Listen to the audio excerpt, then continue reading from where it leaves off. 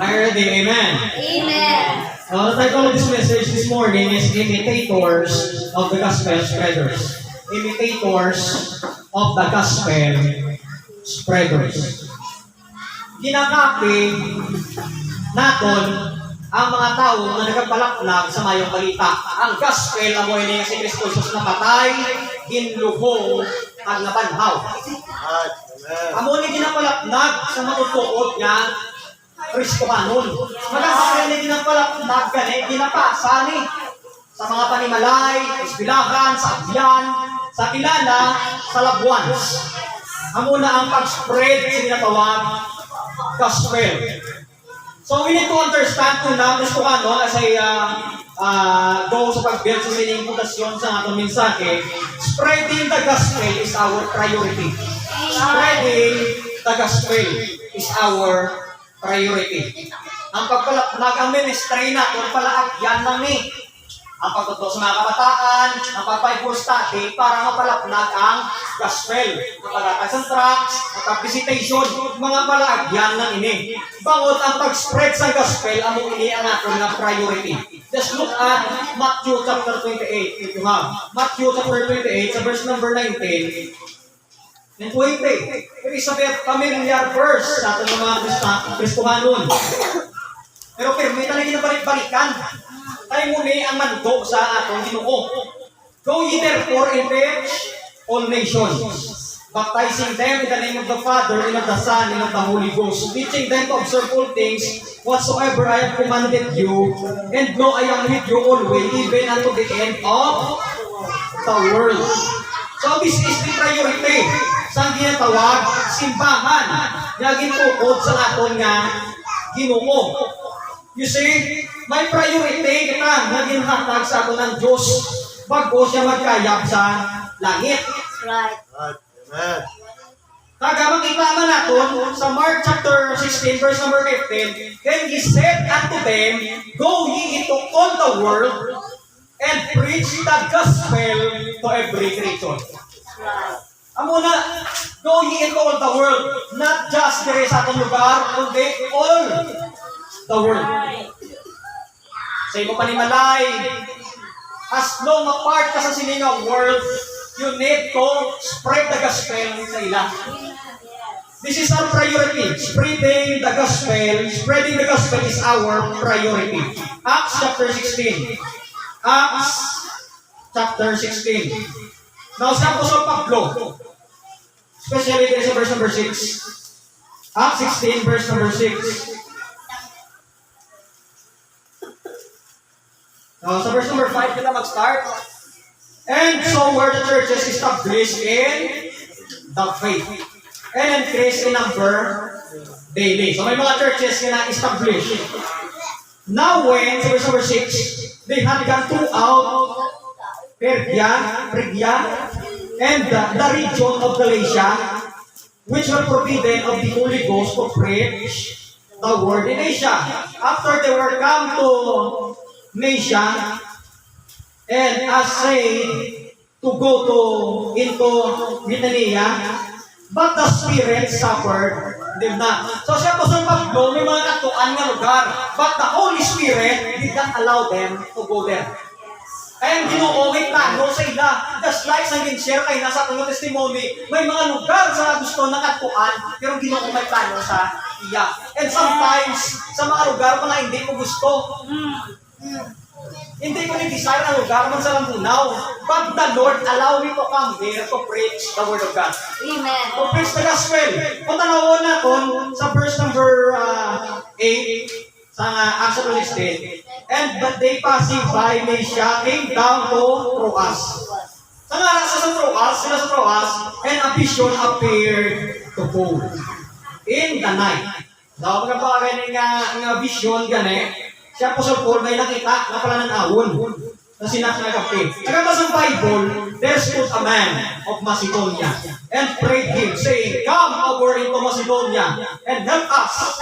Again naman sa Ginoo dire sa Bible, dire sa verse number 10, and after he had seen the vision, immediately we endeavored to go into Macedonia, assuredly gathering that the Lord hath called us for to preach what? gospel unto them. Yo, you see, Yeah. amo ni gusto sa Ginoo. Amen. Amen? Nagkataon tayo sa mga muna para hindi magpakasyon, para mag-preach ang Word of God. Kung ikaw Amen. ang kasi ng simbahan, ari ka pa din sa buong, ang gusto sa Ginoo, ikaw ang gamiton ng Diyos to ano? To spread the gospel. Amen. It is our priority. Acts chapter 16, it is our identity. Ma-identify ang tuod nga anak sa Diyos, na simbahan sa Diyos, kung siya nag-preach sa gospel, kung siya nag-share sa gospel. Ang ibang na denomination, ang ginag-preach na religion. Sunod ka mo sa amon para maluwas ka mo. Amen. Amen? Hindi gospel nila gina-share. That's right. Pero kung ang Bible, imo basihan, ang tuod ka simbahan, nag-share sa ginatawag gospel. That's right. Amo na yung tuod nga identity. Wala kita gitawag sa Ginoo para magsimba lang, kundi mag-share sa gospel. That's right. Ang isa ka testimony ang utod naton sa Ginoo. Amen? Amen. Serande nga di pa ka maayos sa Ginoo kay handog ma-spread ang gospel. Na kung sa tiin sa danon sa Ginoo, gamiton sa sang Ginoo. Right. Spreading the gospel is our identity. Sa verse number 10, sa Romans chapter 10, I should say. Romans chapter 10. Romans chapter 10. Romans chapter 10, there is a verse number 13. Romans 10:13. For whosoever shall call upon the name of the Lord shall be saved. Ang bisan sino magtawag sa ngalan sa Ginoo, maluwas.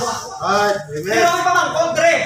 And how shall they call on Him whom they have not believed? Paano ka magtawag sa Ginoo kung wala ka nag-tuo? Amen? Sa kaluwasan, importante ang pag-tuo. Kay masin ano ka mga muyo mo, tawag sa Ginoo kung wala ka nagatuo sa ginobra sa Ginoo sa imo, na siya napatay, kinubong ka na banaw, hindi ka maluwas. That's right. Ang pagtawag sa Ginoo resulta na sa katong pag-tuo. And how shall they believe in Him of whom they have not heard? Paano sila magtuo kung wala sila nakabati? That's You see? right. And how shall they hear without a preacher? Paano sila makabati kung wala ka? Kung wala ako, paano sila makabati? Sino ang ma-share sa ila? Galing insakto at ang tagipusoon, kung may tagipusoon, pag ginagamit ko sa Ginoo sa ministry, ay ako, ginawa sa Ginoo, gintawag na mag-share sa gospel. That's right. You see that? Haring namin, verse number 15. And how shall they preach except they be sent? Paano sila magwali kung wala sila ginpadala? Ang pusilingon kung hindi sila halin sa simbahan. Verse number, wala sila ginpadala sa simbahan. As it is written, how beautiful are the feet of them that preach the gospel of peace and bring glad tidings of good things. Amen. Yes. But they have not, all obey the gospel. For Isaiah saith the Lord, who hath believed our report. Wala sa may nagatuo sa gospel. Hindi, I should say, hindi tanan nag-obey o nagatuo sa gospel. That's right. Pero ang basang Bible, hindi ka ma-discourage. Ang basang Bible, sa verse number 17, so then faith cometh by hearing and hearing by the word of God. Padayon lang siya ng gospel. Padayon lang ipamatay ang gospel. Kaya magtuo, maabot sa ila kung sila nakabate isang ginatawag gospel. Amen.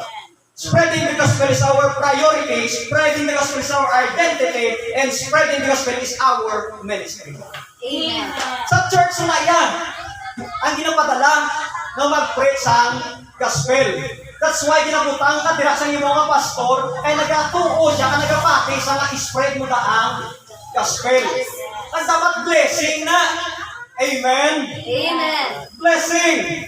Be imitators of the gospel spreaders. Wala ka sa ibang nga sundon, Kristuhanon, kundi ang mga nag-spread sa gospel.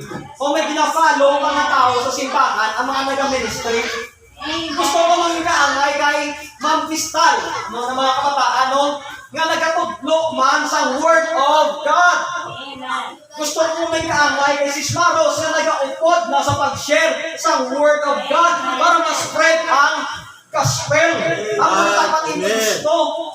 Hindi ka magulog sa iban na alam na ngayon, mga simbahan, ma-discourage ka, tanawon mo kabuki sa mga wala permi sa church lang nabuki mo, mas maayo imo kahintangan na sa ila. Ikaw we can live in the pleasure of this world, pero wala sang joy na katumbas ang joy ni ara sa imo. Right. Pabangkot, paano ko sila makupya? Paano ko sila sundon? So kung makita nyo, let's go back sa ginbasa naton. Lagi nasa 1 Thessalonians chapter 2. Kahit direta na rin mabantan, matalupangtan kung paano kita magsunod, mag-imitate, magkupya sa mga nag-preach ng gospel. Kung tanawin nyo natin, hindi na sa Bible. Sa verse number 14, sa 1 Thessalonians chapter 2, verse number 14, for ye brethren became followers. Naging sumulunod ka mo. Can-imitate mo ang word. The churches of God, which is in Judea, are in Christ Jesus. So kung balikan natin ang unang verse na ibasa natin sa verse number 9, ang pamangkot ni how may tatlo ka steps kung paano natin ma-imitate ang gospel spreaders. And number one of this, absorb their manners. Absorb their manners. Kung ano makita mo nga manner, kapag binatasan nila, i-absorb mo. Sundan mo, i-aplikar mo sa imo nga kabuki. That's right. Amen? Paano si Apostle Paul nag-preach sa yatawag gospel? Ano ba lang ang batasan ng ara sa ila? Ano na verse number 9? For ye remember, brethren, our labor and travail for laboring night and day. Nagapangapudlay sila daw kag-gabi because we would not be chargeable unto any of you. Kaya hindi sila gusto maging kabugatan sa simbahan. So si Apostle Paul, kung niya mga kapdanan, may sila ginatawag ng work nga tent making. Sa mga nag-start ang ilang ministry. Okay? Kung tanawan na to, ang banyan dito yun, we preach unto you the gospel. Bisan ano sila kasako, makita mo yan, nga nag-spread sila yapon sa gospel. Amen. Tamo sa mga gustuhan sa musako, sobra, pero wala time sa ministry. Wala time sa mag-share sa gospel. Amen? Yun ang mga ni-absorb na eh. They have godly manners. Maski napuglayan sila, maski na may mga kinakapon sila, hindi sila gusto mapuglayan ng church. Wala nila ginakwartahan ang ilang mga we would not be chargeable unto any of you. Hindi kami gusto maging kabugatan sa inyo. Kita nyo na? Kaya nag-start sila sa sininga ministry. Tagang ministry, kinanglan sa monetary ka sa financial support. Right. Even sa ilang time. How much more sa akong na time nga mahal na ang tanan. Ye are witness. And God, also, how holy. Anong nipot sila yun? May ara sila batasan, may ara sila manners, yung dapat natong sundon, when the time, yung mag-share sila sa word of God, tapos ang verse, justly and believably, we behave. Ano ang ginatawag na behave? Manners ni, or conduct of life, ourselves among you that believe. Anong ilang nga behavior or manner? Holily, balaan. Amen? Amen. Sa Christian life, importante ang pagkabalaan. That's right. Amen? Ang pagkabalaan, wala din nagandang sa perfection. Tama? Kaya naging balaan mo lang ka, tungod kay Ginoong Kristo. Because it is the robe of righteousness, ipasunob niya sa aton, sa kita ng angkon sa kaluwasan. Hindi ito perfect. Pero ang ba sa Ginoo kinahanglan magkabuki sa balaan, maggawi sa balaan. You know what? Kung nag-share ka sa gospel, kung hindi tama imong manners, hindi tama imong batasan, pinapakita sa tao sino, nag-share ka sa akon, amo na kabuhi mo. And then justly, matarong. Kinangan patas ka. May pagkaano ka, hindi na matarong ka. Ano ba kanya justly ka okay? Hindi ka bias. Hindi ka diri lang kaya sa mga tutong. Sa hindi tutong ba, ikita sila ya. Kinangan makita nga matarong ka. In spite sa sa mga hindi mapasaway yung mga believers, sa mga sa mga hindi tutong nga believers. Amen. Kinangan may kita sila na panimatasan, kapatasan, and then unblameably. Unblameably. Hindi balasulong. Right. Walang asawayan. In other That's words. right. Kita nga nag-share sa gospel, nagahalong kita sa aton nga manners. Amen. Right. Amen. Kaya ano ng atong batasan, is ang pasihan mo. That's right. Amen. Tsakto po ang balisar kanina, nga dapat kung pisan ka sa simbahan, mas pisan ka sa inyo palay. Amen. Amen. Amen. Amo na gani, avoid mo ang mga manners na hindi nagakadapat sa imo.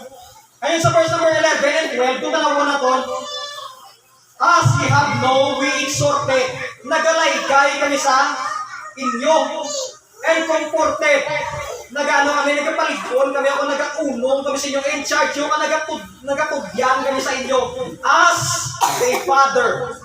Doon nga ang isang amay, that his children, ano din ang supponte, nga kamo maggawi isang tako sa Diyos, nga nagtawag sa inyo, sa iyang ginharian, kag sa iyang imaya.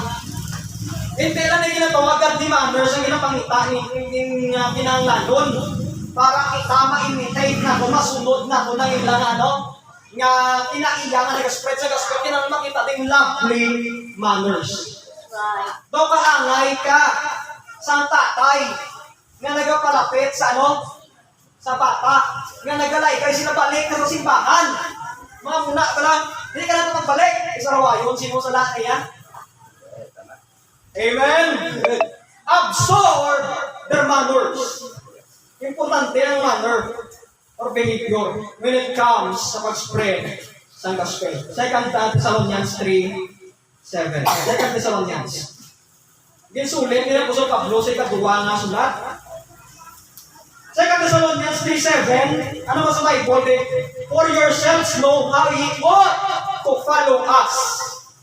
For we behave not ourselves disorderly among you. Right. You say, we behave not ourselves disorderly among you. Hindi may nagusto ang Christian life. Ang batasan sa isa ka soul winner, sa isa ka nag-share sa Word of God, sa nag-invite, hindi pinagusto. May absorb ka nga manners. Pag wala sa iban, kundi ang nag-share man sa pulong sa Ginoo. Kaya kita ang mga Kristohanon, dapat in-absorb kaya ang mga tutong sa simbahan, hindi mga salawayon sa simbahan. Amen? Parang mabala ang mga tungol-tungol sa simbahan, hindi ko magagagay sa makato, tabi, maupod man ang mga tungol, hindi mag-upod ang mga tutong. Ang mga tungol man yung maupod. Kita nyo? So kung matutong ka, dapat ginapaninguha ka sa imong nga manners, nga matala mo ang mga salawayon para masunod nila, pag ma-imitate nila ang batasan sa isa ka nag-share sa gospel. That's right. Not only that we need to absorb their manners, secondly, sa 1 Thessalonians, sa Gapon, sa verse number 13. 1 Thessalonians, chapter 2, verse number 13.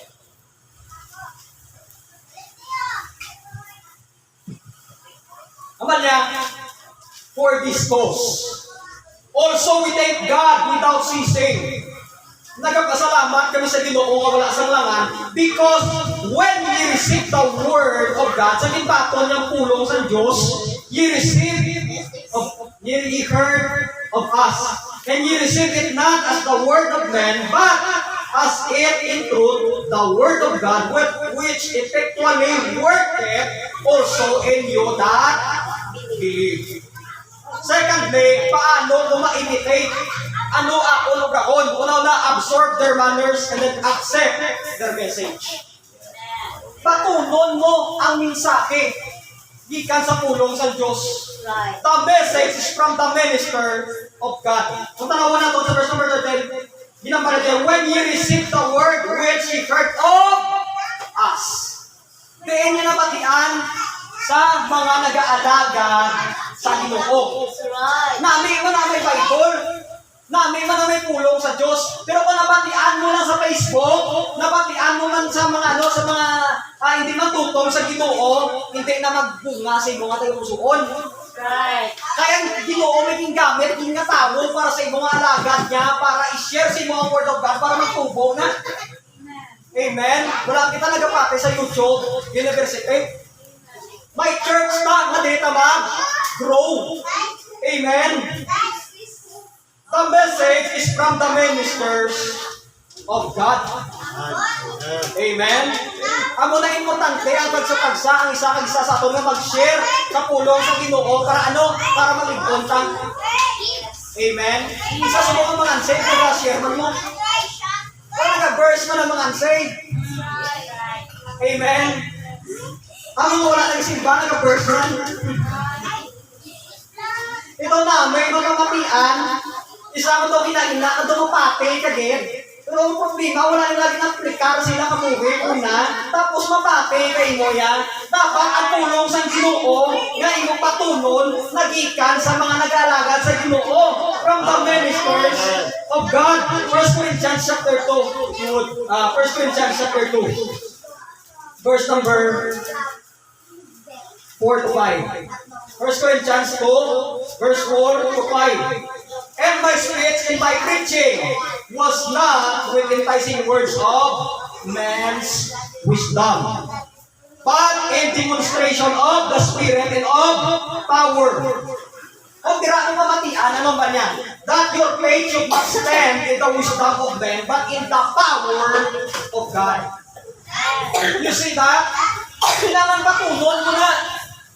Kaya ang Diyos na padala sa tao sa imo, para ano? Para ikaw mag-grow. Para ikaw magligton. Para mapag-ano ka paano mag-share sa Word of God. Kailangan pa maklit kagit. Amen. Which you heard of us. And then kung masahon natin ang kaginamit ko sa 1 Corinthians chapter 2, sa verse number 13, nasugpon mo lang. 1 Corinthians chapter 2, verse number 13, you heard of us, ye received it not as the word of men, but as in truth the word of God, ano ba niya? Which effectually worketh also in you that believe. Kita mo, nagapangikot bilang pulong sa Ginoo sa mga nagatuo. Right. Amen. Sa mga nagatuo, di ba ko? Nagapanghikot ang pulong sa Ginoo sa mga nagatuo. Hindi mag-work out ang pulong sa Ginoo. First of all, wala ka nagapati. Wala mo nagabinabakon, wala. Hindi mo ma-aplikar sa kabuhay mo. Nagamba ka man hindi niya para sa akon, para na siya siguro. Ang pulong sa Ginoo para sa tanan. Amen. The message of God is not only from the ministers of God, but the message of God is of the mouth of God. Halinaya sa banis mo sa Diyos. Right. Amen. God uses His minister to be His mouthpiece. Amen? Kita nga mga Kristohanon, especially ang mga nagatugno sa pulong sa inyo, ginagamit ng bilang mouthpiece ang Ginoo. Because we cannot truly heard the audible voice of God. Sino di sa ato nakabati kami nagtawag siya gikan sa langit tao? Di ba wala? Natawag wala nga. Bugtaw na. Gawali. Wala kang nabatian. Pero ang Ginoo nagagamit sa pastor, sa kalagad sa Ginoo, sa mga nag-share, sa mga ginagamit sa Ginoo, sa mga nag-assist sa pastor para ano mangin mouthpiece niya. Right. Amen. You see, it is very important to accept their message. Hindi mo na masunod ang mga nag-share sa Word of God kung first of all, wala mo gani ginabaton ang mensahe sa Diyos. That's right. Right. Amen? So, Matthew chapter 10. Matthew chapter 10.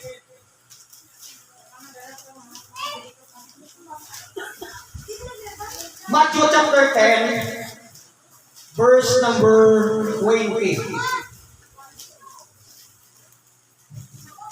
10:20. Look at this. For it is not ye that speak. Aba naman Jesus, hindi ka mo ang nag-hambal, but the Spirit of your Father which speaketh in you. Right. Amen. Ako nagambal ko, tingog ko inyo mabatian. But as long nga ginawa ni the Word of God, ang Holy Spirit nagpaghambal sa akong tagipusoon, nagalamiton lang ko para ipaabot sa imo ang mensahe sa Diyos. Right. Para masunod mo ang mga nag-obra sa ginikon sa Ginoo, nag-spread sa gospel. You need to accept their message. Amen. Amen. Thirdly, Not only that, we need to observe their manners, accept their message, and third, kumasawa na po sa second na 1 Thessalonians chapter 2. 1 Thessalonians chapter 2. Okay ba kamo ta? Amen. 1 Thessalonians chapter 2, sa verse number 14. Ang naman sa pulong sa Ginoo dire, for ye brethren became followers. Ang word na followers, kung nakawag mo sa Bible Dictionary, imitators, nagcopy ka mo of the churches of God, which is in Judea, are in Christ Jesus. For ye also have suffered like things of your own countrymen, even as they have of the Jews. Kita nyo, sa Christian life, may suffering gidya. May pag-antos gidya. Pag ginambal niya po sa Pablo, naging sunod nyo ang church dito sa Judea. Nga nag-antos man sila. Ano ang nila pag-antos? Who both killed the Lord. Ipatay nila ang Ginoo. Pag-isa crucifixion. The Lord Jesus and their own prophets. Kang mga nagawali sa tulong sa Ginoo. And have persecuted as ka nagtabog sa mga nagawali. Nagigabot. And they please not God and are contrary to all men. Mabalik ko tayo ito all men. Kasi kung nagpamati sa tulong sa Ginoo, ginapawalan nila. Ginakontra nila. Ginakuha nila. Kagam na nagawali, ginatabog nila, ginaingabot nila. Hindi sila gustong may magpamati sa tulong sa Ginoo. Ang palit yun, no? Ano yung makita na to kung basahin ng 16? Forbidding us to speak to the Gentiles, that they might be saved. Nagpugong sila sa amon nga maghambal sa mga hintel. Ano na yung mga hintel? Mga tao nga wala kay Kristo. Mga hindi Judio. That they might be saved to fill up their sins away, for the wrath is come upon them to the outermost. You know what? Kanunuoy ang mga wala kay Kristo. Tayong kasingkal sa Diyos sila maabot sila sa ilang katapusan unto the uttermost. So nalipay na sila ang mga tao nga wala kay Kristo na-enjoy sa kabuhi pero maabot ang pion, mapatay ang tao, matubang sa Diyos. Ay kasingkal sa Diyos, but the wrath of God nag-abide sa mga wala nagatuo. Amo sa John chapter 3. You see that? Apply their method. Thirdly, i-applikar na to ng ikakamaagi. Paano sila nag-spread sa gospel? Tandaan na to, we spread the gospel to be edified. Yes. Nag-ministry kita para magpag-unta, para magligonta to be edified. Importante ang mga sufferings, importante ang mga kapuglayan sa ministry. Hindi na napaglikawan, kaya muna ang nagpapag-un sa akong Christian life. Amen. Tamor kita ginatistingan, tamor kita dapat nag-isog, kini nagatalaw. Amen. Amen. Na hindi na pangigbato kadaya, hindi lang niya pulong sa tao, kundi pulong sa Diyos. Ang ginapangigbato kadaya, ginatudlo ta kung paano ang tao makangkol sa kabuhay nga wala katapusan, kung paano ang tao magbato ni Kristo Jesus, kung paano ang tao magkilala sa ginuhat ni Jesus para sa ila, nagsagugma sa Diyos para sa ila. You say, we spread the gospel to be edified.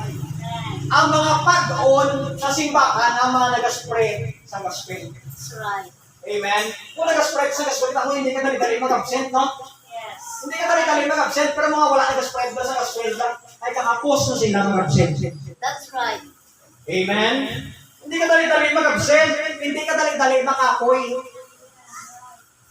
Okay. Physically, nagkakapoy ka, kapoy mo lang na panaw, ay malayo. Pero ang iyong espiritu yan, pag-on niya. Right. Talaan mo ganyan, mas kinano ka problema. Amen? Amen. Crystal May, hindi kong wahin nag-minister, hindi ko ng hospital, yung wahin ni Subong, kambalan sa pauway ko, mainom ko vitamins. To be honest, mas mapag-on ka ganito, pero may ka nag-minister. Nag-exercise ka, naglalakad ka, sa TikTok, sa balay mo, sa pon ka, bigay na nalipasan mo na yung na pagkaon, alas 3 na luway, pag-lay mo yung kabanyaga. Amen? Hindi mo ito, pari mo na masakit sa lawas, hindi pong mo yan. Pero kung nag-exercise ka, pag-spread sa gospel, sa ministry, kasi ka pag-on. Amen? Ang mga ganay perme, ganay parang alayo mo naman, please yung step naman, hindi nila, yung ilapit, na kay anad siya mo, sa mga lalayo, mga lakton, yung mga musgo, isa ko lang ano yung mga ginalakat sa Negros. Okay, hindi mo na ako. Layo-layo mo. Bira. Lapit-lapit lang ako niya ginalakat. Di pa ako float ka na, no? Di pa kopi-kopi, ikaw mo tayo. Amen. Kung yun ang pangapi, nag-ice coffee, sa ketchup. You say, we spread the gospel to be edified. Para mag-on ta, Kristohanon. Amen. Right. Kung wala ka ganyan dong, ganyan sino mo nagyayang na maluwas, hindi ka man padayon mo. Tama? Ay, mga unsaved loved ones ka wala. Mga padayon ka ba yan? Diba? Kaya naman yung mga life.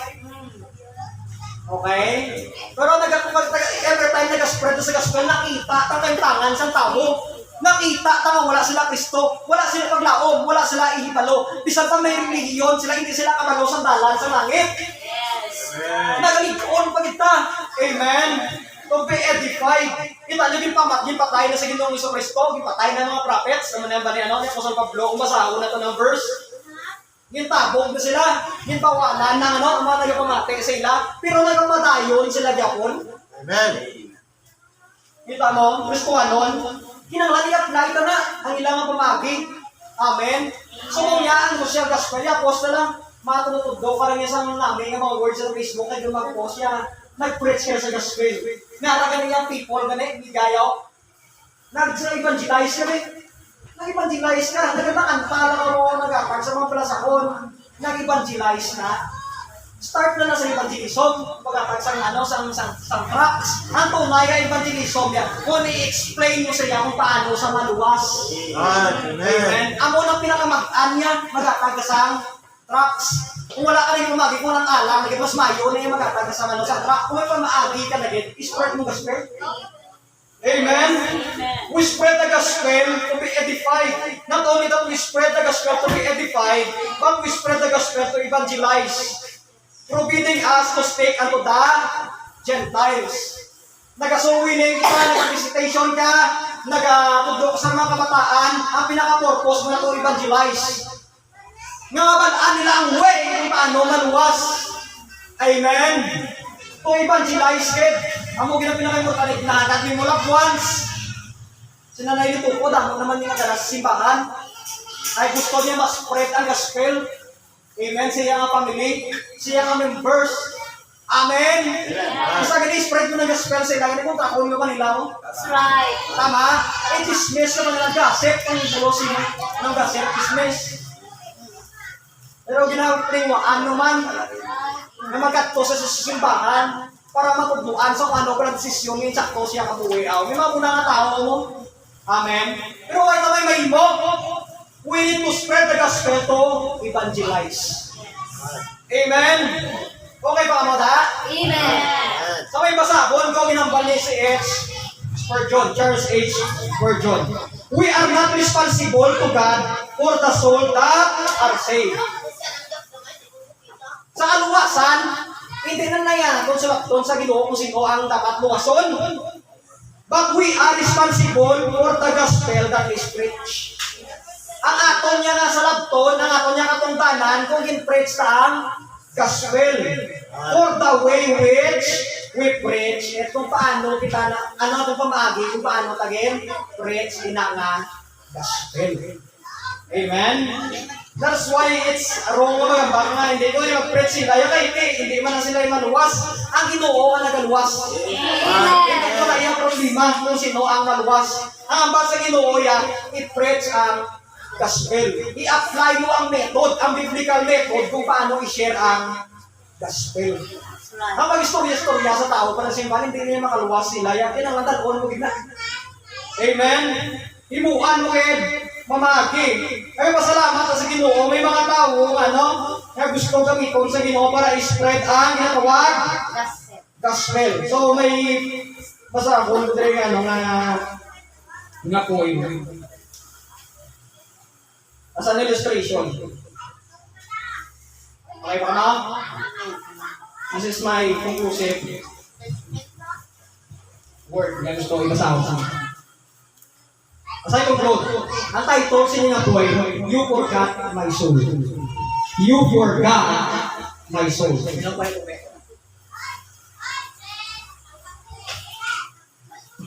May mamate. You live next door to me for years. Hindi ko sa kapag-poema, pero I will try my best. Ang basang sang nagsulat, you live next door to me for years. Kapitan na ita, balay sa kalawig na tinugid. We shared our dreams, our joys, our tears. Inistoryahan na natin mga handog, mga kalipay na natin ng mga subo. A friend to me, you were indeed. Abyan ka hindi sa akon, manambal kung may isang nagsulat. A friend who helped me in my need. Abyan ka nagabulig sa akon kung may inahanganon ko. My faith in you was strong and sure. Ang pagsalig ko sa imo, mabakot ka, sigurado. We had such trust as we should endure. May arang itang pag sinalikay sa isa sa malawit na panahon. No spots between us ever arose. Wala kita sa pangikay, wala kita sa inaway. Our friends were like, and so are those. At ang mga abyan, magkaangay ka nga ng mga kaaway. Isa lang ilang isa sila grupo. What sadness, then my friend to find. Isa ka masubo, abyan nga ako na sakwan, bal. After that all, you weren't so right. Pagkatapos ito, hindi ka grimayo. Bal niya. The day in my life on earth did end. Ang ako niya kabuhay sa kalimutan na tapos. Ang bal niya no?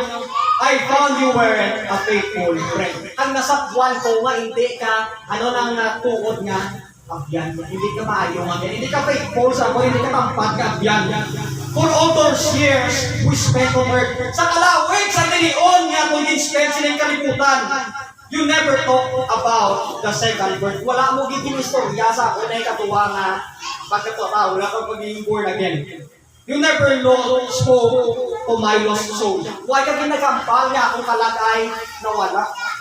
And the Christ would make me whole. And of the Christ would make me whole. Kasi Kristo ang mag-ayat sa akon.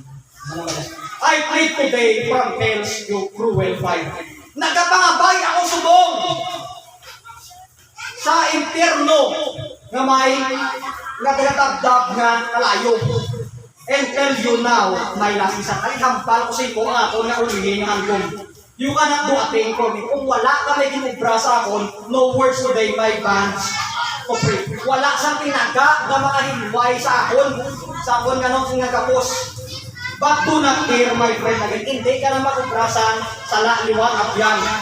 Do all you can for souls of men. Inuatanan para sa kalaaksang tao. Please with them now quiet, earnest. Uli. Ipangabay sa ila na sila yambal nga sa ila kaluwasan na sila maka-intindigit.